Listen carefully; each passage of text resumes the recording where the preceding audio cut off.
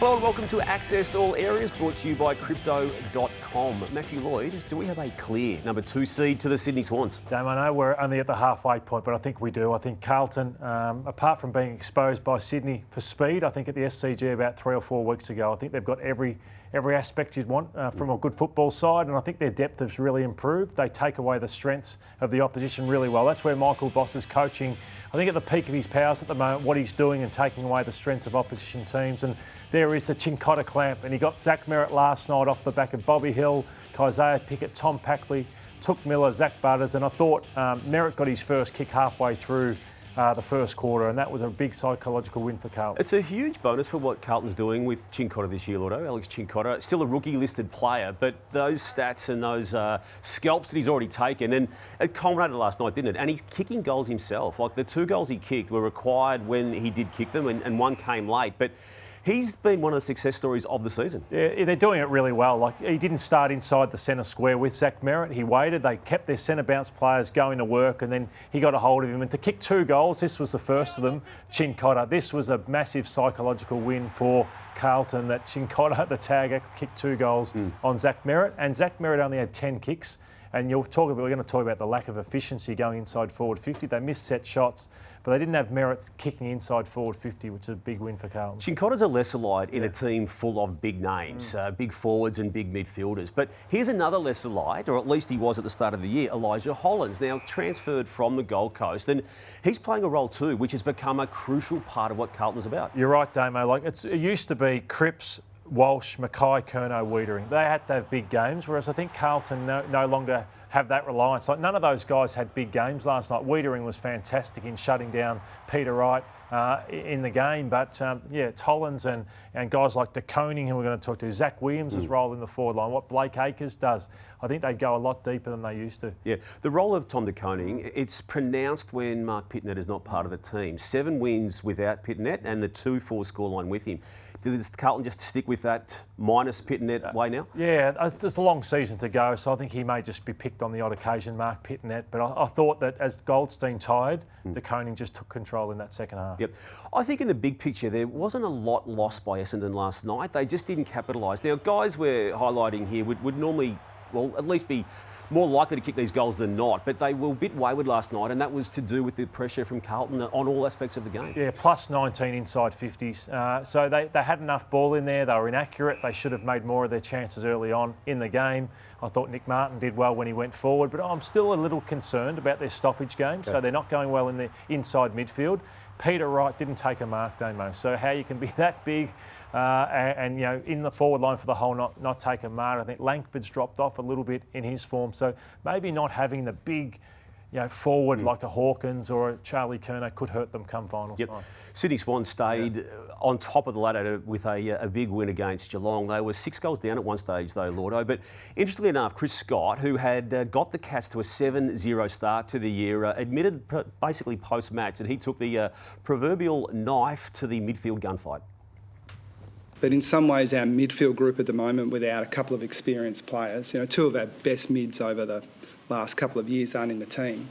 So we think we've got a bit of a developing midfield, and we knew we were going in against, if they don't have 3 or 4 midfielders in the All-Australian team right at the moment, I'd be surprised. There's no doubt about that. They've got the best 3 midfielders arguably in the game because of the way they kick goals and score goals. And Geelong, they just weren't close enough when it mattered most. They kicked the first 6 goals in the game, but then the big 3, Goulden, Heaney and Warner, changed the game. So you look at Chad Warner. So look at the scoreboard. It's 17-41. There's no one on Chad Warner. And if you want to give Chad Warner that time and space, that much time and space, this is what he'll do to you. So next minute, they're within 4 goals when Geelong was 6 goals up. So that's too much time. That's too much space. This is Isaac Heaney. Blixarves isn't close enough. You give him that time and that space, he will make you pay more so than any other player in the game. So a lot of midfielders don't kick goals. These guys are phenomenal. So this is the next centre bounce. Isaac Heaney at the centre bounce. You've got the young man Clark with him. Not close enough. Loses sight of where Isaac Heaney is. He'll just keep running. So they're hard gut runners. They execute so strongly. Look, nowhere near him whatsoever. And this just goes on and on. They've now kicked 50 goals between them, the 3 big guys. These big 3. This one here, you watch it, Chad. talk about work rate and explosive speed. I know why he's your favourite player in the game, Damo, but how hard he wants to work, how smart. This is 3 minutes to go in the game, and he is still running this hard at this explosive speed. They just put down into space for him, off they go. So you must play 4 quarters against the Sydney Swans. You can't play for 2 like Geelong played, otherwise you get exposed. And this is the last one. Errol Goulden, Holmes just was not close enough, and they will make you pay. So this is what I love about this team. It's a special team. It's an explosive team, Damo, and they may be just a special team that we're going to watch over the next 5 years. Warner knew he was kicking that goal when he was in the opposition back 50. He knew he was kicking the goal at that moment. Yeah, absolutely. So, and they knew his strengths, put out in front of him and did the rest. Yeah. Tom Papley's another special player too, Lordo, and he is the round 13 crypto.com bold play of the round. And the 4 goals that he kicked, Lordo, they came at, again, crucial times. Have a look at these ones here, just before three-quarter time, where he kicked 2 long bombs to take the lead for the Swans. They'd been working to that moment. He then sealed the deal in the last quarter. But the vibrancy with which he plays, Lordo, the engagement of the crowd with the 44,000 attendance yesterday, he's as crucial a part of what they are doing as anyone. Pretty special when we don't talk about Tom Papley as much as we used to because of what's in front of him. So he's maybe the 4th big wheel, big cog in the wheel. So special player, and he was too good for Mullen yesterday. Another special player is Will Day, and what he's doing for the Hawthorn resurgence in 2024 is also extraordinary. Lotto, is he the reason they've been able to turn around a 0-5 start to one that now they've won 6 of their past 8? Yeah, it's a big factor in it, I would say. Like, he's a player, captain written all over him. He's tough. He's uncompromising in what he does. And can they make the finals? This is what we want to look at. And Dusty's 300th makes it a bit more of a danger game, but they should win their next 2, you'd say. Geelong aren't as scary a proposition as you'd think. They are chasing their tail a little bit because of the 0-5 start, but it's exciting that we're still talking about them as a potential finalist. So while they went 0-5, their opponents that they beat on the weekend were 5-0. And then last night we see Jimmy Bartel, Lordo, a director of the GWS Giants Football Club on Footy Furnace on Channel 9, have this to say about his footy club. And if you can actually just last the Giants at their initial pressure, they'll give you plenty of opportunities out the back. And when we have a look at some edits and some footage here, fumbling the ball costs you. Simple, basic, fundamental errors. And I've touched on this with the Giants and other teams, is attention to detail. We look at this. Kelshire Deer is just allowed to walk to the front, take a mark. That ball should be punched through for a behind. There's another goal, and you let the opposition back in. And we have a look at the running power here of the Hawks and the desperation. The Giants, the initial contest is good, but have a look at the spread here for the Hawks. They're getting outnumbers forward of the footy. The Giants defenders will be looking up the ground going, mids and forwards. We've highlighted 2 in particular. There's the initial contest. That's Briggs and Daniels. Watch how quickly they turn in just to a walk. Are you really pushing back to help out? So the Giants have got to have a good look. Yep. Energy, effort's got to be for 4 quarters. Can't switch off. It's an interesting insight, isn't it? Inside the footy club, coming from Jimmy Bartel, who knows footy as much as anyone in the competition, and being prepared to say that publicly in a media outlet. I love the honesty. I reckon if that's what he's prepared to say publicly, I can only imagine what Adam Kingsley and others inside the club are saying privately. Yeah, I know that, I'm not sure what they'd think about it internally, but he's a media person just doing what he did last night. So, but their numbers have dropped off dramatically. Have a look at this, where they were in the first 5 rounds when we're all talking about, I had them as premiership favourite. They were ranked 1 for so many areas. Their points, they can't score anymore, Damon. They've gone from 1 to 12 points against. They've dropped from 5th to 13th.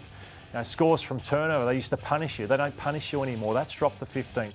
Their accuracy's fallen away, inside 50, so the game has fallen apart, and that's why Jimmy seems so frustrated, and some of it's got a lot to do with between the ears and work rate. It was an ugly watch on Saturday night at Marvel Stadium, wasn't it, when the Gold Coast Suns came to town to play the St Kilda team, and there's a washing of hands post-match as to who was to blame for the ugliness. Damian Hardwick's not having any responsibility here. It's a terrible game of footy, I'm perfectly honest, a horrific game of footy. So, we're a part of it sort of thing, but it's not a game that I love, to be honest. It was 125 uncontested marks going backwards, sideways. We couldn't find a way through. Just strangled us. They did a good job of that and got the game on their terms and we didn't get it on ours. And that's generally how you win games of footy. It's what Ross does really, really well. So you talk to the Suns and they're saying it was St Kilda's fault, and St Kilda equally saying it was Gold Coast's fault. Either way, Lordo, they couldn't find a way. You're just showing us here how ugly it was and how they couldn't penetrate any aspect of the Saints. So the Saints had a lot more inside 50. So they got the ball in there more. They just couldn't score, which often happens with St Kilda. But they got rattled, they got frazzled. It showed they're an immature side. This late in the game, they need to score. They went across field, muck it up. I still think they're off in where they need to be. They just had to take St Kilda on, and they played safe for whatever reason due to the way St Kilda defend the ground. That wasn't the Sydney Swans or Carlton. That was St Kilda Footy Club, and they only managed 7 goals 6. Now, I know there's reasons for all of that, and they were strangled.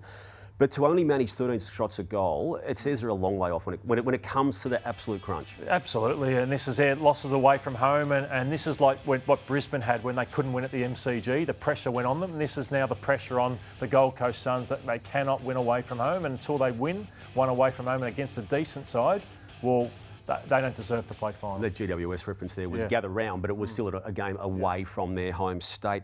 Now, there were smiles on faces, unusually for North Melbourne people, Lordo, after their first win of the season against West Coast. And it was hard not to smile because they were smiling, because they, in some ways, did deserve to reward themselves for what has been a really tough 6 years. You're only as good as your senior players, in my opinion, and I don't put... Larky can only do what he can do, and the ball doesn't come down there enough for him, but when Luke Davies-Uniacke and Jai Simpkin are arguably the best 2 players on the ground with Larky, well, it gives you a chance. It makes Sheasel walk taller. It makes Wardlaw walk taller, these younger players. So it was so good to see Simpkin back to his best. 28 disposals, 2 goals.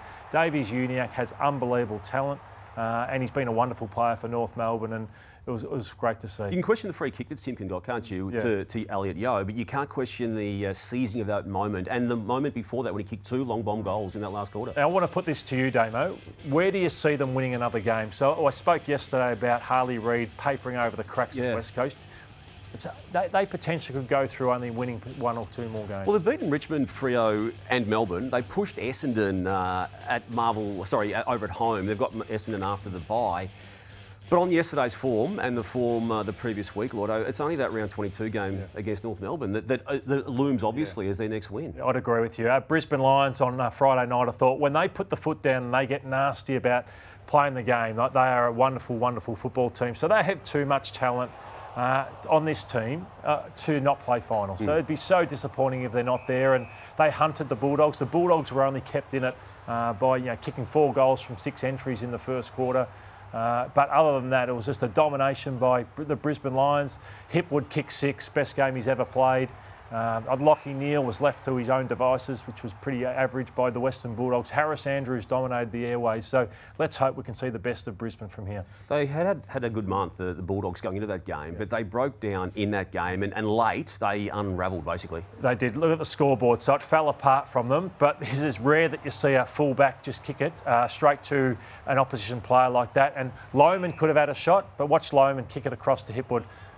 This is not what you expect to see at AFL level, how the Dogs fell apart late in that match. Yep. Adam Uze's had a tough first year as coach of Richmond. Lordo, you've loved how he's carried himself. I think we all have. He's been open, he's been honest.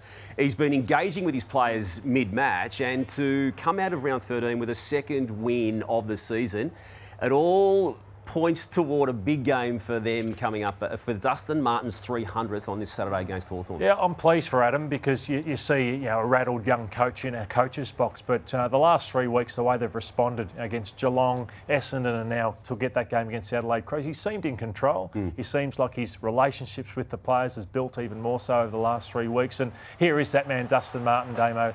It's just a privilege to have been here to watch him this last 300 games. Yeah, it has. And look, there's some young Dustin footage. We'll see some older Dustin footage. We don't know what happens beyond Saturday afternoon when he plays Hawthorn, the team there that he's kicking one of his great goals against, the 3-time Norm Smith medalist. And this was the 4th of those 4 goals in that 2020 grand final, the game where he got his 3rd Norm Smith medal. That was, I still think, peak performance for him. But there's been hundreds, or certainly dozens of other high-end performances from him. Got to be 80,000 plus there on Saturday. Just 3 Norm Smiths just blows me away to think that you can stand up that many times on the big stage. And also prelims as well. 3, yeah. Hey, Adelaide, it has not unfolded for them the way they anticipated, and it may just get worse before it somehow gets better again. This is a damning stat line now for the coaching of Matthew Nixlorder. They've just become vanilla, Damo, boring. They just decide that there's nothing to celebrate. Since Isaac Rankin's gone out of that team, they've just fallen away badly. They're way back in the pack. They're now a bottom 4 team, which no one would have thought they could be this year. And you've got nothing to celebrate with your tipping this year. No, you were 0-5 after the first 5 games vanilla. this week. You managed to scrounge it 2 yesterday. I can't talk, I only got the 4, but you've got a bit of work to do still, yeah, Lloyd. I was 0 from 5, so the Swans and Carlton saved me. But what's been great about football, how unpredictable it still is, and 14 teams can play finals. Crypto.com leaderboard there. Now, one game remains in round 13, Lloyd. It's a big one. There's so much at stake for both clubs, Collingwood versus Melbourne, but it's got to be the Melbourne response to what happened last week, isn't it? And this man that we're going to see a bit of here today, Max Gawn, it's up to him. Yeah, it starts with Max, and I thought Petrarca was poor last week. Clayton Oliver had one of his worst games at AFL level. Pickett was down. Jack Viney was down. So we just wanted to show where it all has to start. Melbourne aren't a great forward line, so they need to get on top through the midfield. That's really important for them, and they are all champions, and let's see how they respond. They do need to get on top of the midfield because they're exposed down back without Jake Lever. It is exposing Stephen May. Now, he's a great player, Stephen May, and he continues to be so, but without his mate, clubs are working this defence out. Yeah, against West Coast and against Fremantle, like 2 of the last 3 weeks, he's been really rattled. He's been frustrated, he's been caught under the ball, he's been beaten in 1v1s. And you see Tomlinson and May looking at each other at the end of last week. They were just lost for answers. And this is where Collingwood have got to take them on. Just go at Melbourne. They're young, inexperienced, a lot of their young players, but this is where you've got to unsettle this Melbourne defence with speed on the footy. Will we see a tag on Nick Dacos? Yeah, I think Jack Viney or Sparrow, I think, has to, because if you can limit Nick Dacos with no Scott Pendlebury there, I think it puts a lot of pressure on the rest of the midfield. Yeah, big day coming up, and we'll bring you all the action and how it unfolded on afl.com.au and the AFL Live app. Lordo, thank you. Thanks, Dana. Thanks for watching Access All Areas. We'll see you again next Monday.